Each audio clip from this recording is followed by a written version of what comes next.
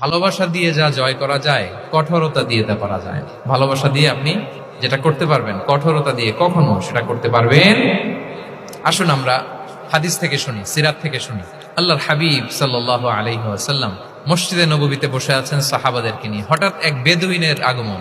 বেদুইন মানে যার মধ্যে নগর জীবনের কোনো নিয়ম কানুন সে দেখেনি, জানে না, বুঝে না। সিভিলাইজেশন বলতে যেটা বুঝি, ভদ্রতা, কার্টিসি, ম্যানার, এটা সে শিখেনি।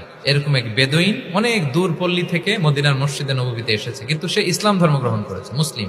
তো মসজিদে ঢুকে সে 2 রাকাত নামাজ পড়তেছে। এসে যে রাসূলকে সালাম দিবে, কথা, ওই কার্টিসিটাও নাই। রাসূল সাল্লাল্লাহু আলাইহি ওয়াসাল্লাম বসা ওইদিকে সাহাবাদের নিয়ে, সে তার মতো এসে এক জায়গায় মসজিদের সাথে তার উট বেঁধে সে 2 রাকাত নামাজ পড়ে দোয়া করতেছে আল্লাহর কাছে। কি দোয়া জানেন? দোয়ার মধ্যেও কাটিসি নেই। দোয়াতে বলে, ইয়া আল্লাহ, আল্লাহুম্মা আরহামনি ওয়ারহাম মুহাম্মাদা ওয়ালা তারহাম মা'ানা আহাদা। মানে আল্লাহ, তুমি শুধু আমারে রহম করো আর মুহাম্মদ সাল্লাল্লাহু আলাইহি ওয়াসাল্লামের রহম করো, আমাদের সাথে আর কাউরে রহম করো না তুমি। বেদুইন, তার মধ্যে আদাবু দোয়া, দোয়ার যে একটা এটিকেটস আছে, এটা তো তার জানা নাই। দোয়ায় অন্যদের জন্য দোয়া করলে যে নিজের লাভ, এটা সে জানতো না। আমি যদি বলি যে আল্লাহ এই ভাইদেরকে তুমি কবুল করো, তখন ফেরেশতারা বলে আল্লাহ যিনি দোয়া করতেছে আগে তাকে তুমি কবুল করো। কেউ অসুস্থ, আমি যদি বলি আল্লাহ আমার এই ভাইকে তুমি সুস্থ করো, আল্লাহর ফেরেশতারা বলে আল্লাহ যিনি দোয়া করলেন আগে তার রোগ বালাই থাকলে আগে তাকে সুস্থ করো। এই যে দোয়ার এটিকেটস, আদাবু দোয়া, এটা সে জানতো না। সে দোয়া করতেছে আল্লাহুম্মা আরহামনি ওয়ারহাম মুহাম্মাদা ওয়ালা তারহাম মা'ানা আহাদা, শুধু আমারে রহম করো, মুহাম্মদ সাল্লাল্লাহু আলাইহি ওয়াসাল্লাম রহম, আর কাউরে না। তো রাসূল সাল্লাল্লাহু আলাইহি ওয়াসাল্লাম দূর থেকে দেখতেছেন এই দোয়া, আর বলতেছেন যে হায় রে, একটা প্রশস্ত জিনিসকে সে সংকীর্ণ বানায় ফেললো। আল্লাহর কাছে কি রহমের কোনো কমতি বা ঘাটতি আছে? নাই। সে তো দোয়াতে সবাইকে ইনক্লুড করতে পারত। তো রাহমাতাল লিল আলামিন আল্লাহর হাবিব সাল্লাল্লাহু আলাইহি ওয়াসাল্লাম তিনি বুঝতে পেরেছেন যে এই লোকটা আসলে বেদুইন, তার মধ্যে ওই কার্টিসি নাই। তো তিনি ফলো করতে লাগলেন যে দেখি লোকটা কি করে। তো লোকটা দোয়া টোয়া করেই এবার যে মসজিদের এক কর্নারে বসে ওখানেই পেশাব করা শুরু করলো।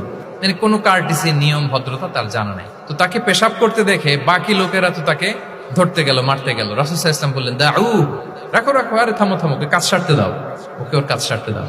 কারণ আপনারা এটা ভালো জানেন যে ওয়াশরুম সারা অবস্থায় যদি কেউ বাইরে থেকে জোরে ডাক দেয় তাহলে অবস্থা খারাপ আছে, ঠিক কিনা বলেন?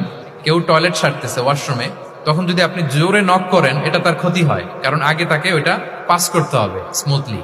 এটাও একটা এটিকেট যে কেউ ওয়াশরুমে গেল, আমাকেও যেতে হবে, তো আমি যে বারবার ডিস্টার্ব না করে ওখানে একটু পায়চারা করতে পারি, একটু হালকা মৃদু শব্দে কাশি দিতে পারি, আমি যে বাইরে আছি, সামওয়ান ইজ ওয়েটিং আউটসাইড, এটা তাকে বুঝাতে পারি। কিন্তু অনেকে যে কি করে, ধাম ধাম করার যখন শুরু করে, ওই বেচারার তো অবস্থা টাইট। এটা যেন আমরা না করি, এই শিক্ষাটা কিন্তু এই হাদিস থেকে পাই। রাসূল সাল্লাল্লাহু আলাইহি ওয়াসাল্লাম বললেন, দাউ দাউ, রাখো রাখো, আরে ছাড়ো ছাড়ো, ও তো এখন ইয়ে করতেছে, ইউরিন পাস করতেছে, রাখো, ওটাও সারুক, আগে সারুক, আমরা পরে ডিল করি। তো সবাইকে তিনি থামালেন, ও সারলো। এবার রাসূল সাল্লাল্লাহু আলাইহি ওয়াসাল্লাম বললেন, এবার তোমরা যে